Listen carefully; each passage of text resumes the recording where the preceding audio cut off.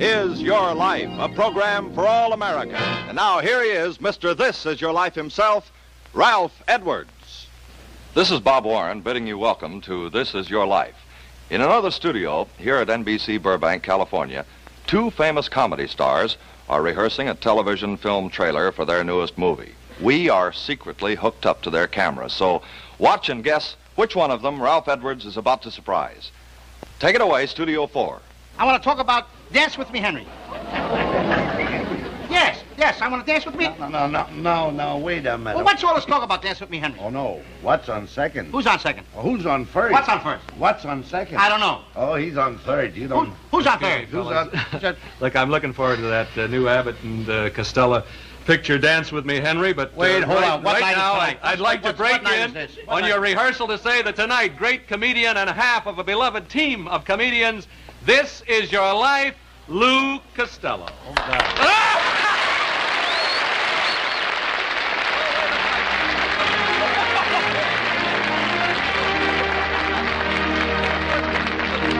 Lou, you're a good partner here. Oh, Bud, we can relax. Bud Abbott told me this would be a great chance to get you off guard, pal. We sure did, didn't we? Yes, you did. We did indeed. Lou, your life would make a great movie itself, because often, unknown to all of us who watched your happy clowning on stage or the screen, you were hiding an aching heart. We're going to hear about that tonight. So come along, Bud. Let's take Lou to our chair of honor.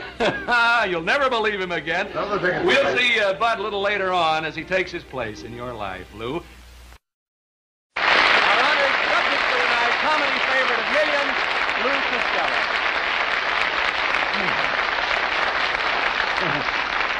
Lou, let your mind go back now to your wonderful boyhood days. You were a member of, what was the basketball team? What was it called? Oh, the Armory Five. Oh, the Armory Five? The Armory Five, yeah. You were with the Phil Sheridans for a while. Yeah, you were the free throw champion of Patterson and the whole state of New Jersey, isn't that right? Well, look, we want to see if you can still do it. Now, here's a regulation backstop in basketball right here. Now, let's see if you can score a basket for the honor of the old Armory Five, the free throw champ of... Did it! The old Armory Five would be... Well, how about it, fellas? Would you be proud or not? Oh, there they are. You still have an eye. There they are. Lou, this is... here's Jake. That's little Midgie Shields, and that's... Bill Probert, and here's George Probert, and Jake Breslin, the whole gang. You're still all living in Tampa. Some team you had. What happened to the mascot? Look, you're all still living in Patterson, are you not, fellas? Yes, that's right. Why did you call your team the Armory Five, Jake? Well, we lived in the neighborhood of the old armory, Ralph. And we used to, in order to practice basketball, old man Kelly, the janitor, made us clean up the floors and sweep around. Right, Lou? Yeah. How did Lou promote it? Well, you tell us some more about the... Well, we were all sports crazy, Ralph. Every week we kids figured out some way to get in to see the pro basketball games and the fights. Yeah? Right, buddy? How did they get in there, Bill? Well, Lou fast-talked the professional players and carried their bags. He hoped to be mistaken for the mascot and admitted free. If that didn't work, he used to shinny up the rain pipe and sneak in the window. I used to carry him in a bag. I used to shinny up a rain pipe?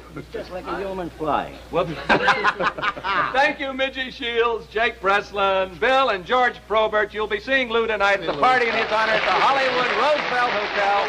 All you fellas that stay away. Oh, my goodness. Just like it used to be when you were kids, eh, Lou? Old pal? All right, down the old familiar Patterson streets, Lou. Let's go to your house on 33rd Street.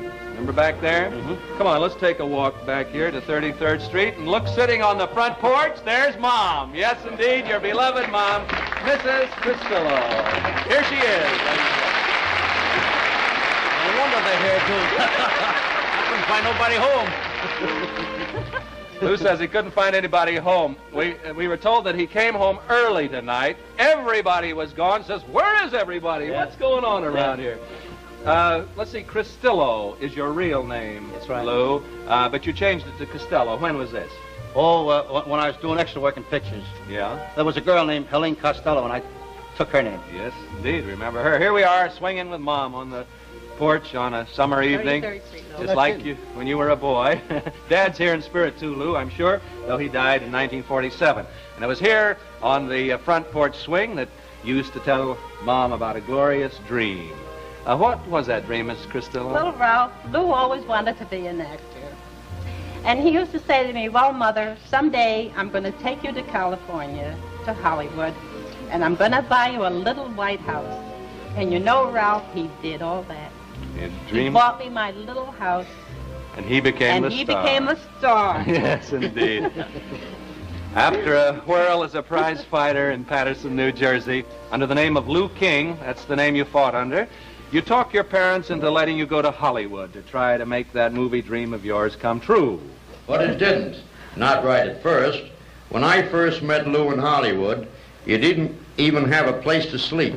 Now, that's the voice of a buddy of those real tough days. He was sort of in a position to see that they were tough days for you. He used to run a parking lot at MGM Studios and had a little gas station there. Now in business at Lake Tahoe Resort, here from Lake Tahoe, California, is Mr. Eddie Devine. Here's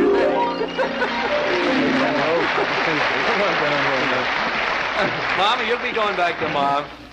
Where did Lou sleep there during those early days, Eddie? Well, for a while. Slept in the car. That's right, in the auto park. It's exactly where he slept. And then I understand that he and Gene Coogan used to wash their laundry out on the wash rack at night, the automobile wash rack. How about it? Wonderful. How about your eating in those days? Things were... It's kind of tough. Yeah. Real tough. We didn't do much eating, but we got along all right.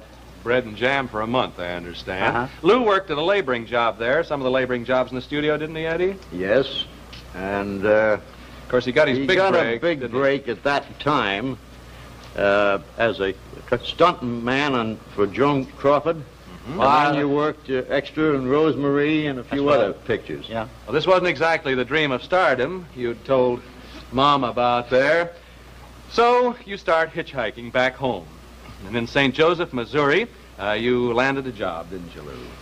You got the whole story. Yeah, we got it right. You would have heard there was a burlesque show that wanted, what? Yeah, there was a burlesque show in St. Joe, Missouri. They wanted a Dutch comedian. Right. So I was never on the stage, but I told the fellow I was a Dutch comedian. Burlesque, the training ground for so many great comedians, was just a way to make a living to you, Lou Costello, age 20 in 1928.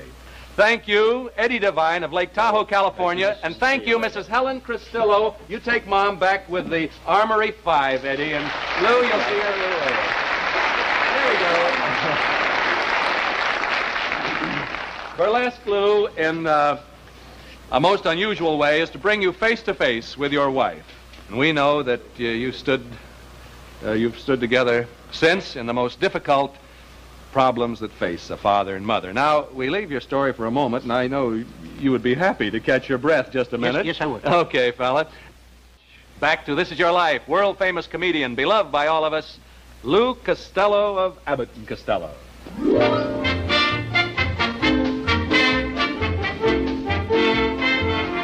1933, Lou. You're a pretty handsome guy there. You're a handsome guy now. You're the comedian at the Republic Burlesque Theater in New York City. In the chorus is a pretty dark-haired girl named Ann Backler, whom you'd like to meet. I met her. You sure did. They told me Lou was a very impetuous young man, but I didn't expect he'd knock me out. Uh-huh. Lou, you're right. Your wife, she helped us plan this. Go easy on her. It's been a tough week. Here you are, Ann, Mrs. Lou Costello. Come on, let her sit beside you there, Lou. Oh, if you knew what this gal had been going through, along with Mom and Eddie and the whole gang here. Now, sit beside your husband, Ann, and tell us how Lou's wooing knocked you out. I think he's knocked out now, isn't he? Well, I wasn't particularly interested in meeting another comedian. Yeah. But a girlfriend of mine in the show insisted I should go. and see Lou do this act, Yeah. which I did. And he makes a sudden turn on stage. Where were you standing? In the wings. Oh, my. And he hits his head on this hall tree, knocks it over, and knocks me out cold. That was my introduction to Lou. And now we've got 3 children and 2 grandchildren. Well, he's told the whole story. Good night, everybody. Within 4 months, you two are married. And in your very first year of marriage, Lou, you and Ann had an automobile accident, didn't you? Yes, we did. What happened? Do you want to tell us about that? Well, it was sort of early in the morning, around 3 in the morning, and there was a bus coming around a turn, I think, in around Massachusetts, and I wanted to get away from him, and I did, but I went over an embankment and landed amongst a lot of trees about 40 feet. Then you took a bus to Patterson. No, we hitchhiked all the way back. Ah, I'll change that little note in here. You walked then from, you got to your folks' home, isn't that Oh, right? yes, yes. And when you got home, what did you find really had happened to Ann? Well, we were very fortunate, Ralph. We called our family physician. He came in and he said, well, this is not for me, but I'm going to call a doctor right away. And he did, a Dr. Redding, who lived 2 blocks away from us on 33rd Street, and he was, at that time, supposed to be about one of the best neck surgeons in the whole country. And he put my wife immediately in a hospital and in a cast. She was that way for about a year. But the answer is she had a broken neck. A broken neck all this time. Ann is in a plaster cast, as you say, for over a year. Money problems on a burlesque comedian's salary are pretty grim for you. I liked Lou's clean brand of comedy and believed we could make a hit of it if we got together. The other, I sent him a letter suggesting that we meet and talk it over. the other half of the celebrated comedy team, here he is again, Bud Abbott, ladies and gentlemen. Lay down, boy. You took it like I made you. Your face is very familiar. You two formed your team in 1936, fellas. Did success come easily then, Bud? No, Ralph. Our timing was perfect for each other, but it took, at least 3 years of struggle to get our first act organized and material together. Right. And during that time, Lou, your baby girls, Patty Ann and Carol Lou, are born. You remember those days, Ann? I certainly do, Ralph. We lived in a basement apartment in Atlantic City, and the floor was so slanted, Patty, my oldest daughter, kept falling out of the crib on her head every night. Keep throwing her back in? You say, Ann, she's out again. She's out again. Your turn. Your big break comes then, a chance on the Kate Smith radio show in 1938. Week after week, you and Bud keep the nation screaming with laughter, and this leads in 1940 to your first movie. Isn't that right, Yes, Bud? that's right. In fact, Lou and I were both amazed at the response that we got from our first couple of movies. That's right. Almost overnight, Abbott and Costello become the #1 box office attraction in the nation. And will any of us ever forget the laughs you two gave us in such all-time hits as Buck Privates, Rio Rita, In the Navy, and many, many more wonderful comedy pictures from Steve Breakdowns right here. And here, at the pinnacle of fame, Lou, you're struck down by rheumatic fever. You face a year in bed with a chance that you may never get well. Isn't that right, Bud? That's right, Ralph. I walked into Lou's sick room. He had tears in his eyes. He was probing over a lot of, hundreds and hundreds of letters from Kitty fans who were in the same predicament as Lou, bedridden with rheumatic fever. And all the months that he was in bed, he was answering these letters. Their parents had written to Lou and asked him to beg his children, their children, not to get up, which is bad for that type of... And anyhow, Lou wrote and wrote and wrote and kept on writing, and that's all he did was write to those kiddies and told them to stay in bed and get well. Right. Bud, I know your daily visits to Lou meant a lot when he was so ill. It meant everything. I only wish I had always protected our friendship. But everyone knows that Lou and I had a rift in 1945. Like a lot of people do, we magnified a difference of opinion. And we let a molehill become a mountain. Lou, I thank God we came to our senses. I'm glad that neither you and I could sing. That's right.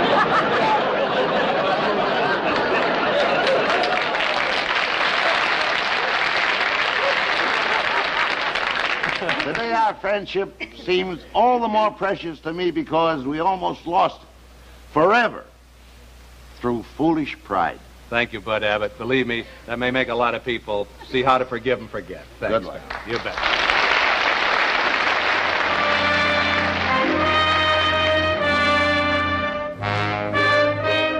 Just before that first long illness of yours, Lou, another lifelong dream comes true. And here presents you with a baby boy, your little son, Lou Jr. What was your pet name for him? What'd you call him? Little Butch. Little Butch. Butch was to be 1 year old on November 6, 1943. On November 4th, what was the gala broadcast that you were scheduled to do? Well, we're doing a broadcast. It was my first broadcast after my illness. That's right. To tell of the events of that day, here's your faithful friend and manager, Mr. Eddie Sherman. Here's Eddie. You know, Ralph, Lou was planning to use some funny sounds on the show that night so little Butch could hear him at home because he knew how much Butch loved him. And his wife, Mrs. Costello, was going to have the baby awake at night to hear the show.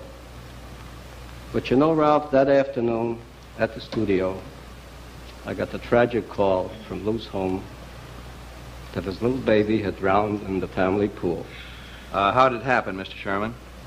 Well, Mrs. Costello had gone out shopping. The nurse had put little Butch in the playpen, but somehow he worked one of the slats loose and climbed out by the pool and dropped in unnoticed. You drive Lou home, and after he does all he can to console Mrs. Costello, what does Lou tell you, Eddie? Well, Lou was terribly heartbroken. This was a great tragedy to him. He thought the whole world tumbled from under him. But he said to me, Eddie, I want to go back to the studio and do the show. I promised little Butch that he would hear me tonight. And wherever God has taken him, I know he will hear me, and I want to keep my promise. As great an example of love as any father could ever display. Thank you, Eddie Sherman.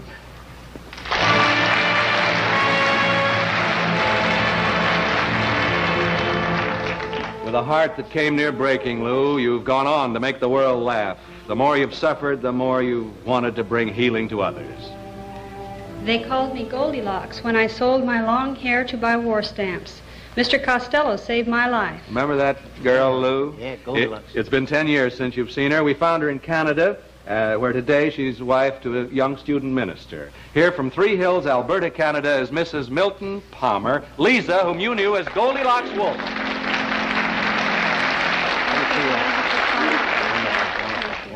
As a girl of 14, you sold your long hair for use in wartime precision instruments. Why was that, Miss Palmer? To buy war stamps and to try to inspire other children to buy them. And then later I had my appendix out and complications set in that caused me to waste away to 60 pounds. They said I would die. How did you hear of her, Lou? Do you recall? I was laying in bed and I read the newspaper about it. I see. What did Lou Costello do for you, Miss Palmer? Well, they flew me to the Mayo Clinic in Rochester, and there Mr. Costello spent thousands of dollars for my operations and care. Then my mother wired to him saying, Lisa Loda will live. God bless you. I thank you. Thank you, sweetheart. Thank you for saving my life. Thank you, darling. Take care. Lou, here's one more example of the many people you've helped. Remember the boy who spent 11 years unable to walk, paralyzed in a hospital in Paterson, New Jersey? Yeah. Look, Mr. Costello, I'll walk. Here he is, your grateful young friend, Frank Morbito, walking toward you. Here he comes running.